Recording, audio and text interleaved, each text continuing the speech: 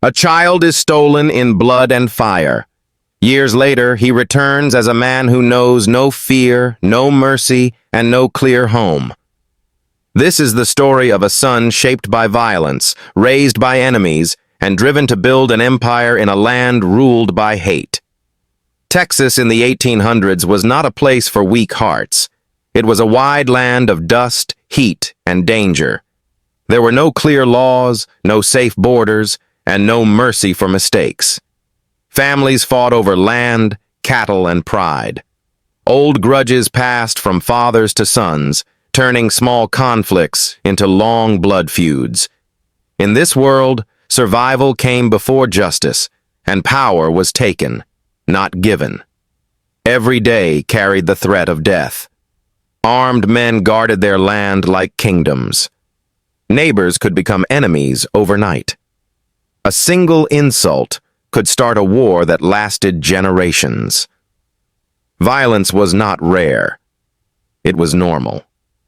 Children grew up watching men settle problems with guns, knives, and fire. This was the soil where hate grew strong roots. Native tribes, especially the Comanches, ruled much of this land with skill and fear. They were fast, organized, and deadly. Settlers feared them, but also respected their strength. Raids were common. Homes were burned. Families were torn apart. To the Comanches, this was survival. To the settlers, it was terror. Two worlds clashed again and again, each believing the land was theirs.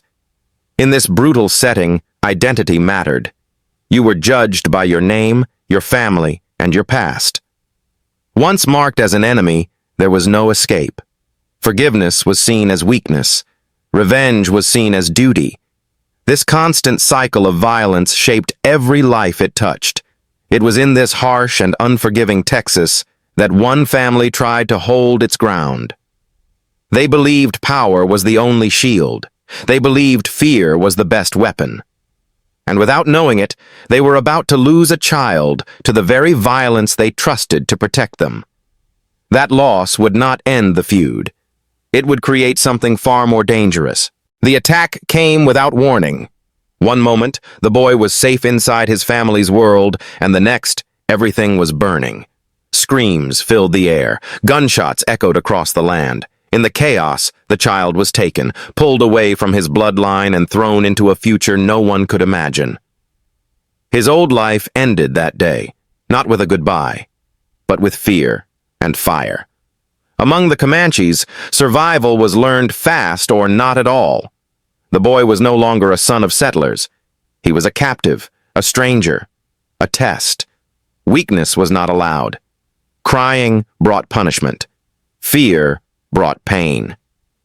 To live, he had to change. Day by day, he learned to ride, to hunt, to fight. The land became his teacher. Hunger, cold, and danger became normal. Slowly, the boy hardened. Time passed and something unexpected happened. He was no longer just a prisoner. He was being shaped. The Comanches raised warriors, not victims. They taught him discipline, patience, and strength. He learned loyalty to the group, respect for power, and the value of fear. Violence was not emotional.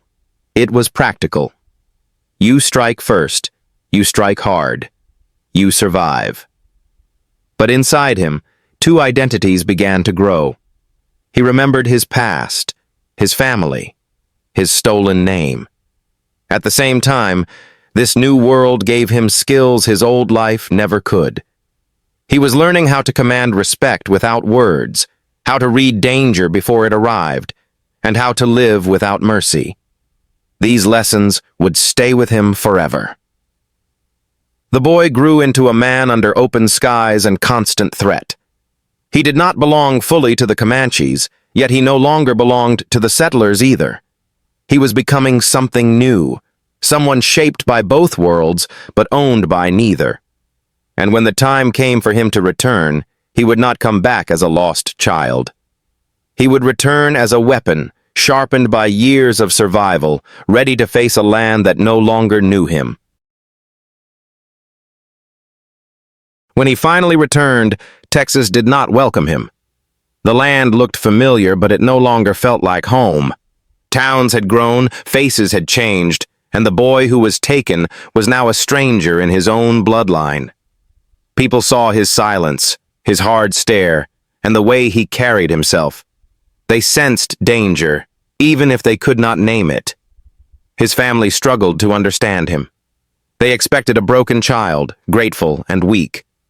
Instead, a hardened man stood before them. He spoke little. He trusted no one. The manners of white society felt slow and false to him. Polite words meant nothing. Power to him was proven through action. This made others uneasy. Some feared him. Others tried to use him. Inside, he was torn. The rules of settlers felt shallow compared to the strict code he learned among the Comanches.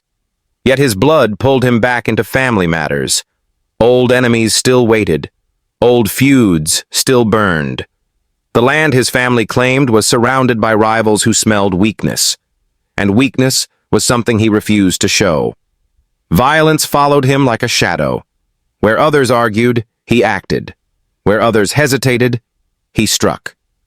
This made him effective, but also dangerous. Slowly, he began to take control, not through speeches, but through results. Men listened when he spoke. Enemies stepped back when he appeared. Fear did the work for him. Still, peace never came. He belonged to two worlds, and neither fully accepted him. The Comanche in him understood war as survival. The settler world saw war as business, revenge, and pride. Between these two ways of life, he started to shape his own path, one built on control, silence, and force. And as old blood feuds rose again, he realized something clearly. If he wanted to survive, he could not just defend his family. He would have to rule. Power did not come to him by chance. He took it piece by piece. Land was the first step. In Texas, land meant life, wealth, and control. He understood this better than most. With calm planning and sudden violence, he removed anyone who stood in his way. Some were bought. Some were scared away. Others simply disappeared. Word spread quickly.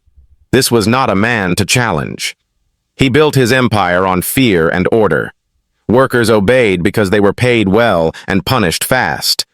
Enemies thought twice before crossing him.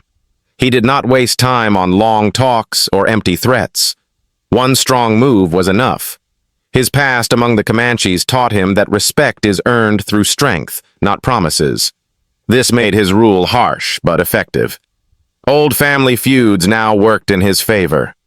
What once weakened his bloodline now justified his actions. Revenge became strategy. Violence became business. Cattle, oil, and land flowed into his hands. With every gain, his name grew heavier. People spoke it carefully. Allies praised his leadership. Rivals watched from a distance, waiting for a mistake that never came. Yet the cost was high. Blood soaked into the soil beneath his success. Trust was rare. Love was distant. He stood at the top alone, guarded by power but surrounded by enemies. The boy who once lost everything had built something unstoppable, but also unforgiving. In the end, his empire stood strong, but peace remained out of reach. He had survived the Comanches. He had survived Texas.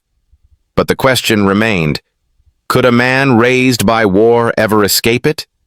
Or was violence the only legacy he was meant to leave behind?